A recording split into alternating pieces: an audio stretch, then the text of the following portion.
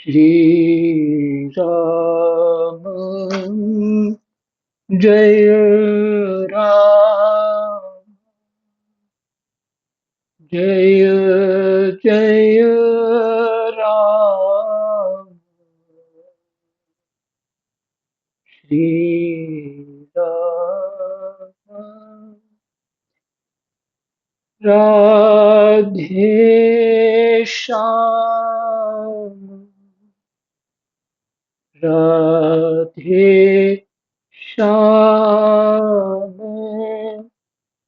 जय जय राधे श्याम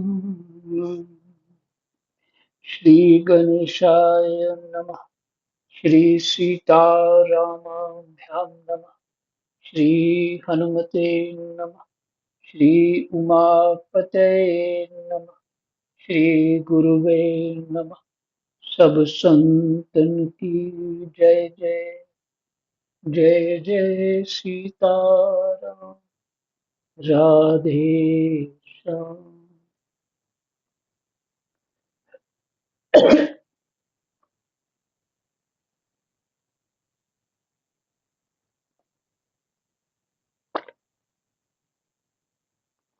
श्रीमद्भागवत महापुराण चतुर्थ स्कंद 24वां अध्याय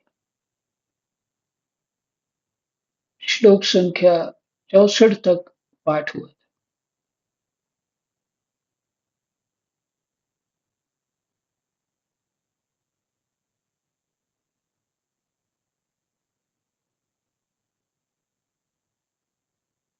भगवान रुद्र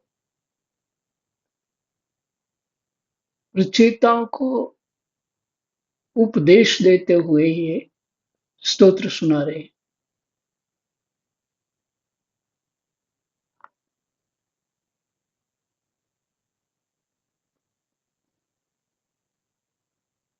इसी तरह अगर राम कृष्ण विष्णु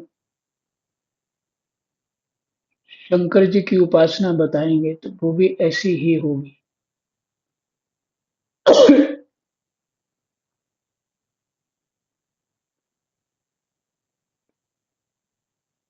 इसी आदर के साथ,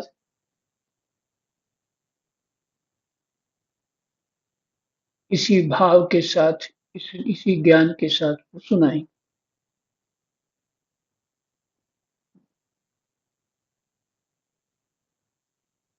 तो भगवान रुद्र कहते हैं, प्रभु आपका तत्व ज्ञान प्रत्यक्ष से नहीं अनुमान से होता है।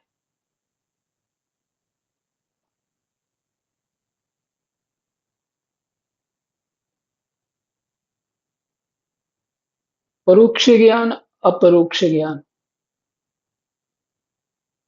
प्रत्यक्ष ज्ञान, ज्ञान, अप्रत्यक्ष ज्ञान।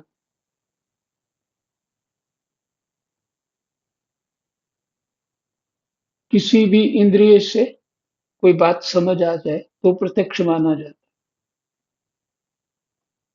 है। आंख से देख लिया तो प्रत्यक्ष माना जाए, कान से कुछ सुन लिया तो भी प्रत्यक्ष माना जाए, किसी गंध से कुछ अनुभव कर लिया तो प्रत्यक्ष माना जाएगा। ऐसे ही समस्त इंद्रियों से, और समस्त इंद्रियों से एक साथ अनुभव कर लिया जाए तो विशेष प्रत्यक्ष हो गया। तो आपका तत्व ज्ञान प्रत्यक्ष से नहीं अनुमान से होता है।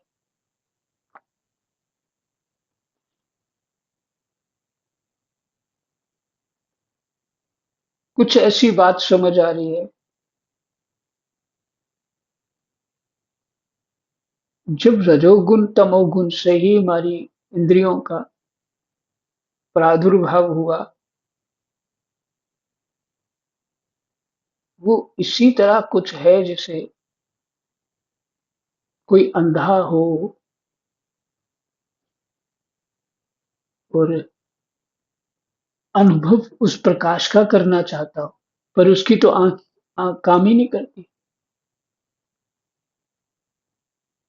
तो रजोगुण तमोगुण कैसे देखेगा? और वहां शत्रुगुण भी नहीं देख सकते। तत्व दृष्टि ये है, क्योंकि भगवान गुणातीत हैं।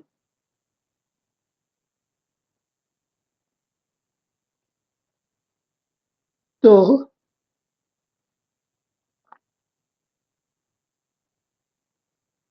इसलिए प्रत्यक्ष ज्ञान नहीं, अनुमान से होता है।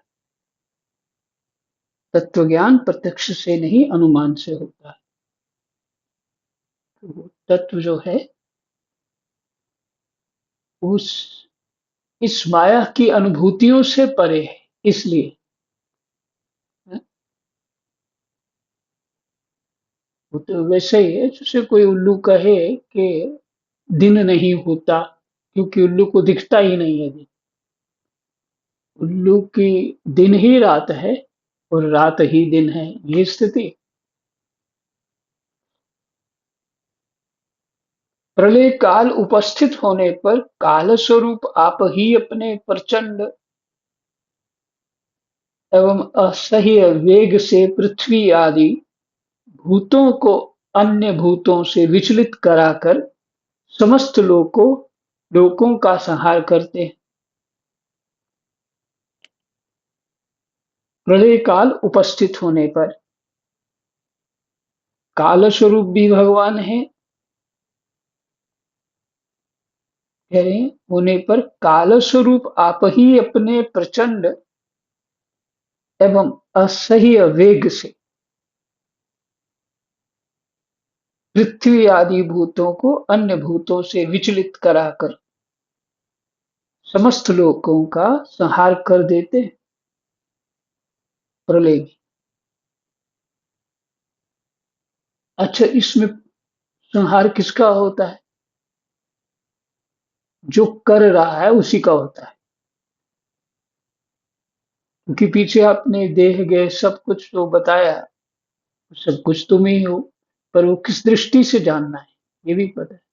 ऐसे नहीं, जो अभी हम अध खुले नेत्र हैं उस दृष्टि से अगर हम देह गए को परमात्म तत्व समझ बैठेंगे तो बड़ा गड़बड़ हो जाए।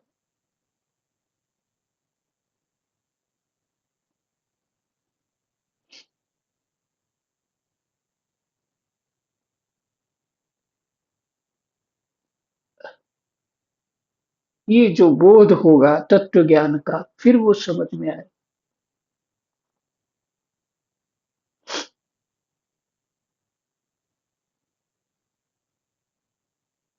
तो आप ही गुणों के द्वारा समस्त लोगों का संहार कर देते हैं। जैसे वायु अपने असहनीय एवं प्रचंड झोंकों से मेघों के द्वारा ही मेघों को तितर बितर करके नष्ट कर डालती है। भगवान राम राम, भगवान ये मोहग्रस्त जीव प्रमादवश हर समय इसी चिंता में रहता है कि अमुक कार्य करना है, मतलब अमुक मैंने फलाना कार्य, जो हम पंजाबी में बोलते हैं, ये कार्य वो कार्य करना है, इसका लोभ बढ़ गया है और इससे विश्व की लालसा बनी रहती है। दूसरों का जैसे खानदान बना हुआ है, बड़े शान से रहते हैं, मैं भी ऐसा कुछ स्थापना करूं और मैं भी अपने खानदान को बढ़ा बढ़ाकर प्रसन्न हो जाऊं। एक मान की चाह,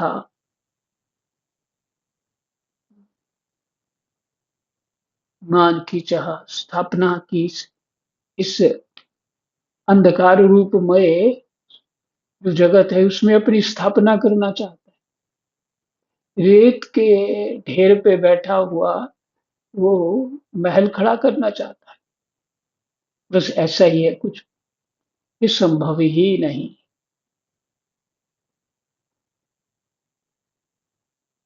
दिखता है लोगों का बड़ा खानदान है, बना हुआ है, लेकिन भीतर मत प्रवेश करना वहाँ क्या हो रहा है। बाहर-बाहर से ही सब कुछ है।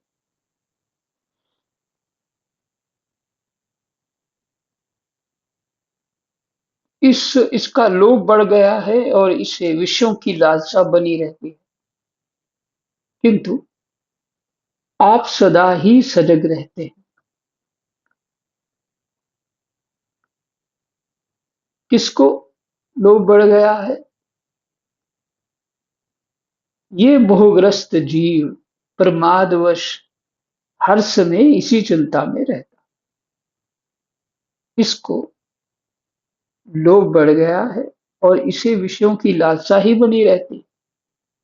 किंतु आप सदा ही सजग रहते, सजग रहते। सतगुरु मेरा जागदा, बाकी जग सुता पे। मोह रूपी रात्रि में हम्म, नहीं रहते, अपने स्वरूप में सदा बने ही रहते।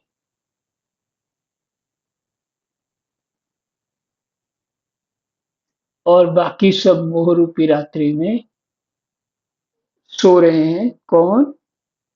जो विषयों की लालसा में रहते, वो मोह रूपी रात्रि ही है।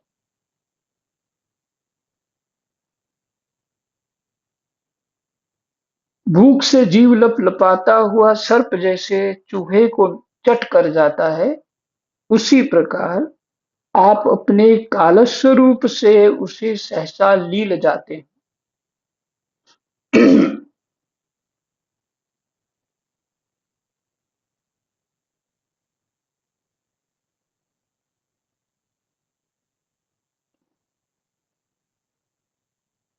लील जाना आपको निगल जाता, काल स्वरूप से सहसा लील जाते, जैसे सर्प चूहे को निगल लेता। आपकी अवहेलना करने के कारण अपनी आयु को व्यर्थ मानने वाला ऐसा कौन विद्वान होगा जो आपके चरण कमलों को विसारेगा।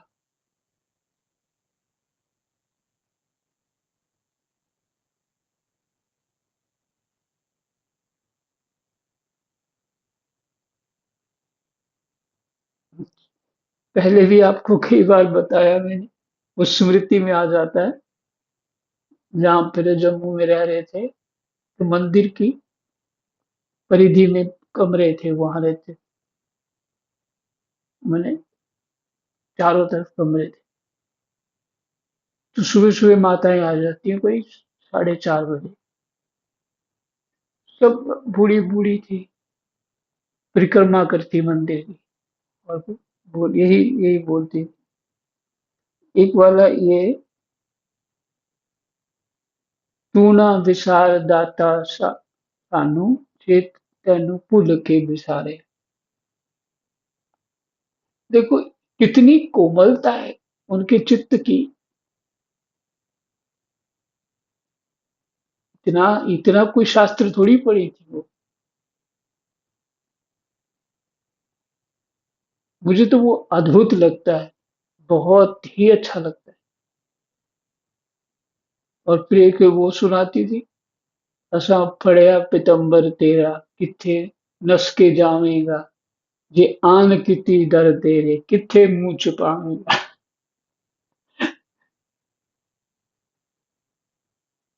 ये भोलापन ही जो है भगवान को प्रिय है। वो यही चाहते हैं, हमारी विद्वता नहीं चाहते। विद्वता विद्वता अज्ञान दूर करने के लिए चाहते, तो वो ऐसा ही भाव है।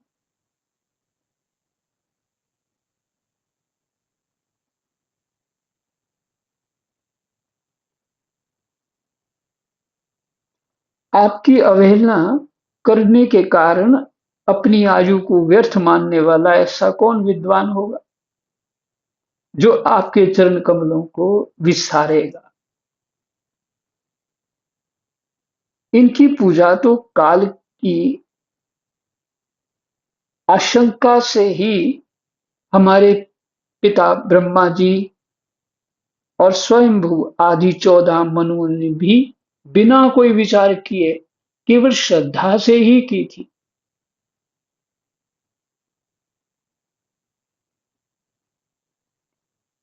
इनकी पूजा तो काल की आशंका से ही हमारे पिता ब्रह्मा जी और स्वयंभू आदि 14 मनुओं ने भी बिना कोई विचार किए केवल श्रद्धा से ही की।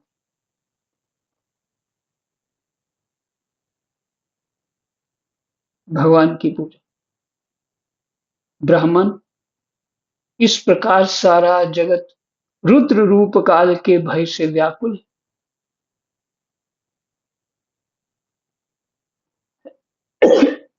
स्तुति कौन कर रहे हैं? रुद्र ही कर रहे हैं।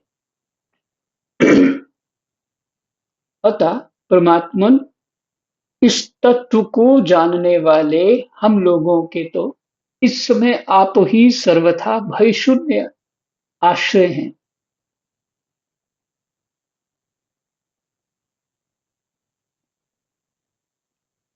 अतः परमात्मन इस तत्व को जानने वाले हम लोगों के तो इस समय आप ही सर्वथा भय शून्य आश्रय हैं। राजकुमारों, तुम लोग विशुद्ध भाव से स्वधर्म का आचरण करते हुए भगवान में चित्त लगाकर मेरे कहे हुए इस स्तोत्र का जप करते रहो।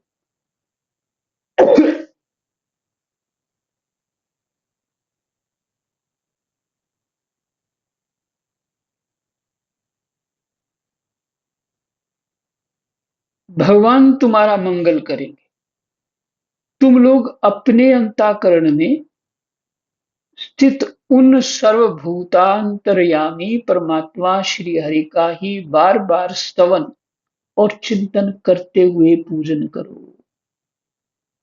तुम लोग अपने अंतःकरण में स्थित उन सर्वभूतांतर्यामी जो सब में है, सर्वभूतांतर्यामी परमात्मा श्री हरि का ही बार बार स्तवन और चिंतन करते हुए पूजन करो। यदि ये वाक्य समझ में आ गया तो चित्त प्रसन्न हो जाएगा।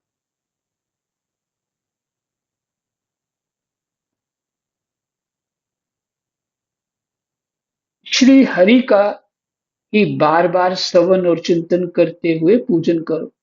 मैंने तुम्हें यह योगादेश नाम का स्तोत्र सुनाया।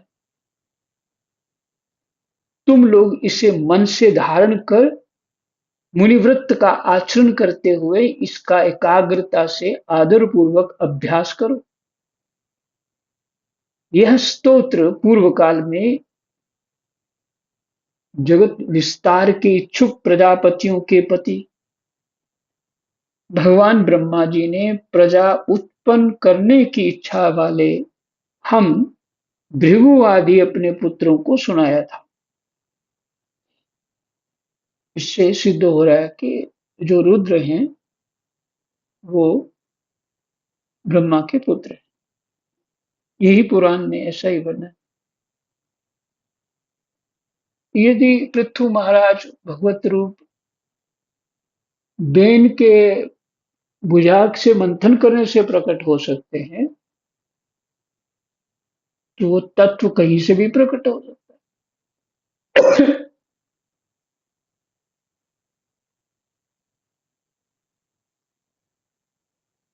उस तत्व के लिए कोई उच्च स्थान नहीं और नीच स्थान तो होता ही नहीं, समान ही है। इसलिए कहा सर्वभूतांतर्यामी परमात्मा। जब हम प्रजापतियों को प्रजा का विस्तार करने की आज्ञा हुई तब इसी के द्वारा हमने अपना अज्ञान निवृत्त करके अनेक प्रकार की प्रजा उत्पन्न की थी। यही स्तोत्र जो है हमने पाठ किया था, इसी का चिंतन करते थे, यही भगवान को सुनाते थे।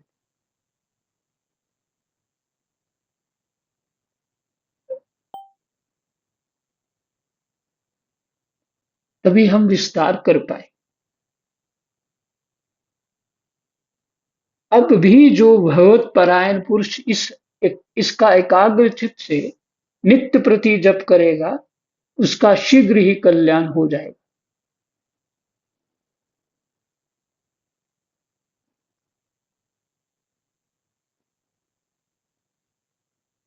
हनुमान चालीसा में है ना, साखी गौरीसा, इसके साक्षी गौरीसा हैं, भगवान शंकर है। और ये तो भगवान शंकर स्वयं ही कह रहे।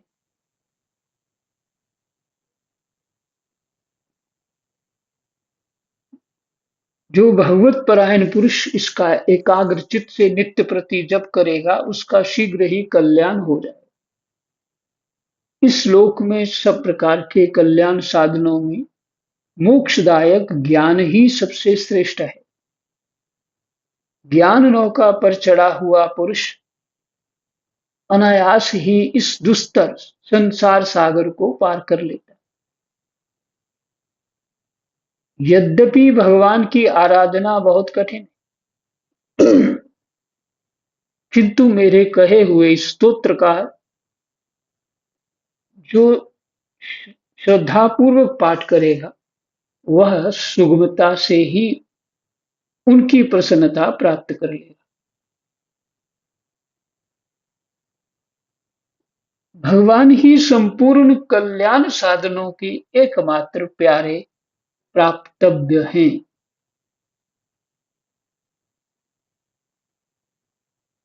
संपूर्ण कल्याण साधनों के एकमात्र प्यारे प्राप्तव्य हैं। अतः मेरे गाए हुए इस स्तोत्र के गान से उन्हें प्रसन्न करके वह स्थिर चित्त होकर उनसे जो कुछ चाहेगा प्राप्त कर लेगा। जो पुरुष उषा काल में उठकर इसे श्रद्धापूर्वक हाथ जोड़कर सुनता या सुनाता है, वह सब प्रकार के कर्म बंधनों से मुक्त हो जाता है। राजकुमारों, मैंने तुम्हें जो ये परम पुरुष परमात्मा का स्तोत्र सुनाया है, इसे एकाग्र चित्त से जपते हुए तुम महान तपस्या करो। तपस्या पूर्ण होने पर इसी से तुम्हें अभीष्ट फल प्राप्त हो जाएगा। जय जय सीताराम, राधे श्याम। हमारा 24वां अध्याय विश्राम। कृष्णाय वासुदेवाय हरये परमात्मने प्रणतः क्लेशनाशाय गोविन्दाय नमो नमः। जय जय।